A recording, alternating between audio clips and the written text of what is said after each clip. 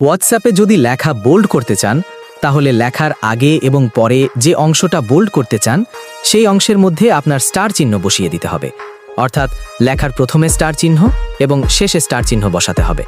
যদি লেখাটাকে আপনি ইটালি করতে চান, অর্থাৎ লেখাটাকে যদি আপনি কাত করে দেখাতে চান, তাহলে এর আগে আপনার আন্ডারস্কোর যে মার্কটা আছে মার্কটার দুপাশে বসিয়ে দিতে হবে।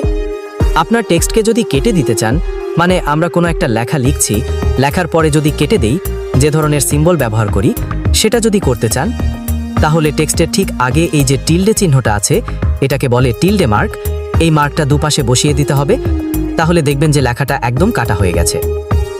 হোয়াটসঅ্যাপের টেক্সটকে যদি আপনি সিরিয়াল বাই সিরিয়াল লিখতে চান ডট আকারে, তাহলে আপনার প্রথমে এখানে একটা ড্যাশ চিহ্ন বসিয়ে দেবেন, ড্যাশ চিহ্ন বসিয়ে তারপরে স্পেস দেবেন, তাহলে দেখবেন যে ডট আকারে লেখাটা চলে আসবে।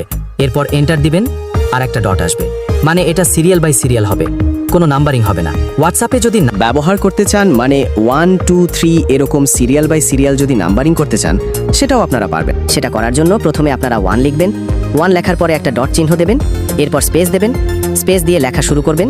দেখবেন যে আপনার লাইনটা সিরিয়াল বাই সিরিয়াল হয়ে গেছে। এরপর হোয়াটসঅ্যাপে আপনারা যদি টেক্সটকে সিলেকশনের মতো করে পাঠাতে চান, তাহলে এখানে ব্যাকটিক মার্ক যেটা আছে, যে সিম্বলটা আমি দেখাচ্ছি, এটা অনেকে ভুল করবেন।